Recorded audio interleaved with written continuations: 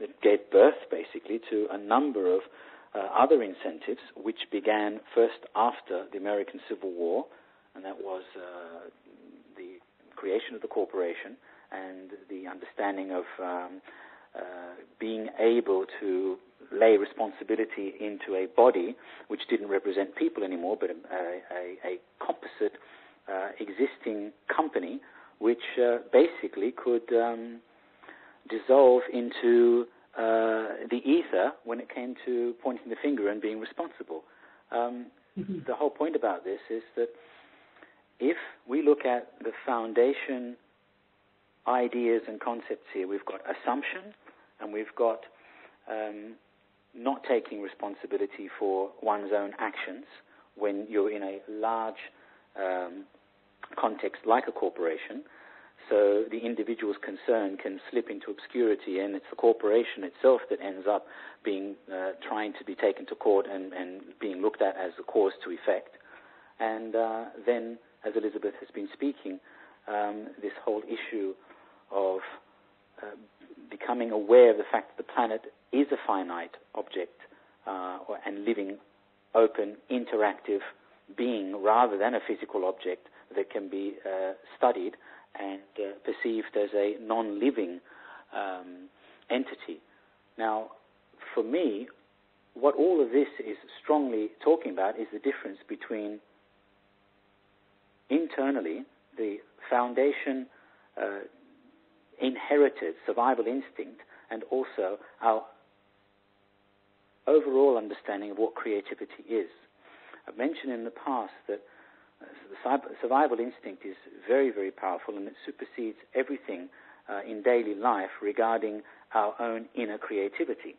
And the reason for this, yes, perhaps competition does foster a certain level of creativity, but it ends up, from my perspective, being something that's very much more individual and tends to be driven by the necessity to gain, to show, and to prove, as opposed to understanding that creativity exists and is something that one engages in as a result of opening up and entering into the realm of creativity of life, of nature, of earth, of their own inner health, and leading eventually to something which I consider to be a state of, more of a result of a state of interaction with these other aspects, life, earth, and health, etc., which is wisdom.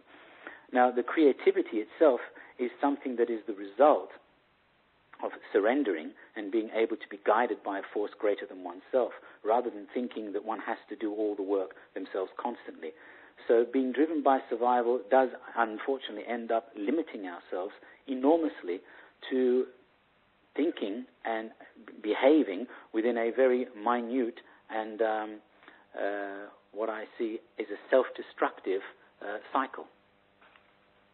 It's interesting you mentioned the word competition, Konstantin, because previously when I used to compete in martial arts, which is it's a contradiction in its own terms, I suppose, many, many years ago, it was only at the time, during competition, it was only when I realized that the competition is only for me to compete with myself to become better, to the next level, to the best of my ability, that I started succeeding.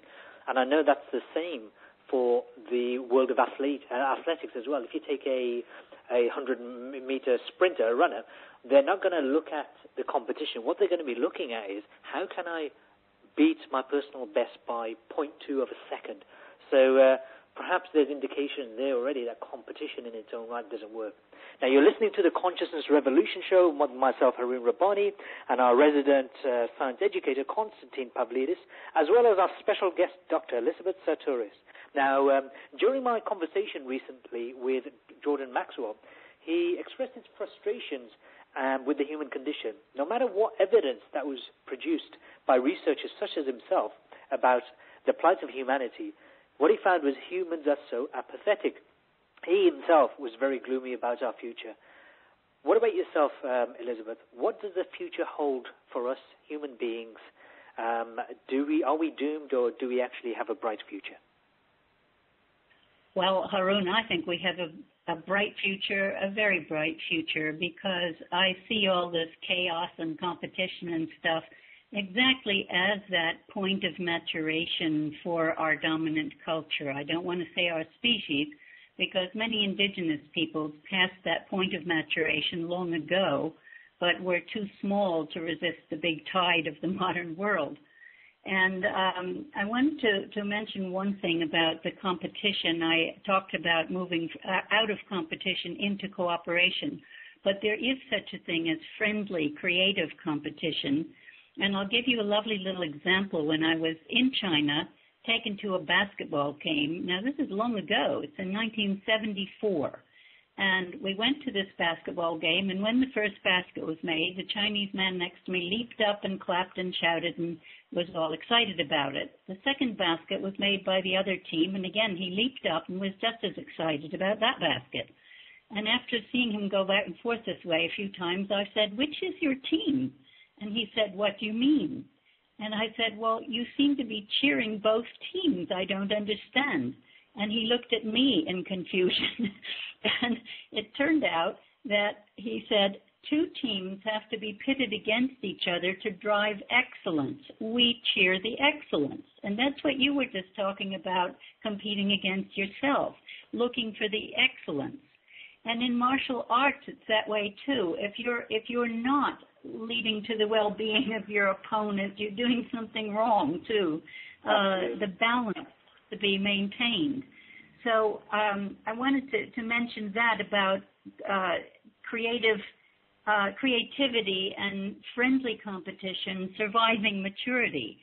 But for me, you see, the point that's most interesting in evolution, and it has been arrived at by all creatures of Earth, from the most ancient bacteria to every species since, there's a point at which, after bumping everybody off, elbowing everybody out of the way, you start to have to negotiate with them because it's getting more and more expensive to keep bumping everything off.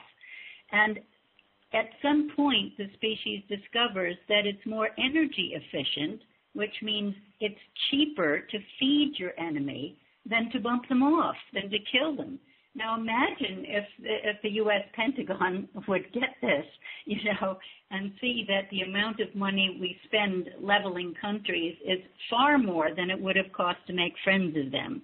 What that shows us, of course, because these are not stupid people running these wars, is that the wars are not about normal hostilities at all. They have become business ventures. In a way, they always were. If you look through history, you'll often see the same merchants selling arms to both sides of every conflict. And that's, again, part of transparency. We have to understand that everything we're told about these wars isn't true, that the real motives for the wars are quite different from what we're told they are.